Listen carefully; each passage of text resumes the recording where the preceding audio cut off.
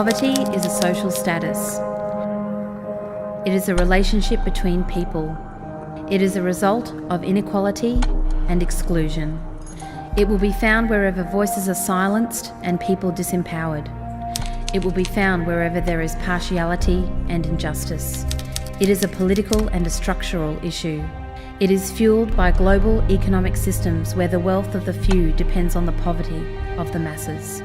It is fueled by unequal access to resources and overconsumption, which denies the poor their livelihood and leads to ecological imbalance and increasing natural disasters.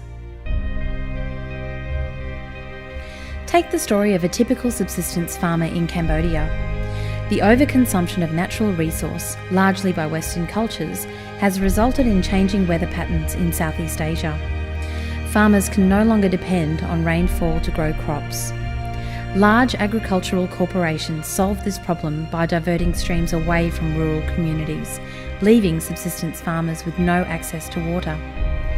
Their crops fail, they go into debt, and they lose their land to loan sharks. With no safety nets available, they're exposed to exploitation. Dad migrates to Thailand to try to find daily work as a labourer. Mum goes to work in a sneaker factory. She works 14-hour days, earns $120 per month. Conditions are unsafe, and she is exposed to harmful chemicals every day. Her desperation means she has no power to speak up or demand equitable conditions.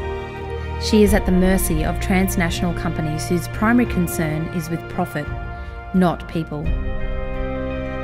When we as consumers buy these sneakers without concern for those who made them, we participate in structural inequality that causes poverty.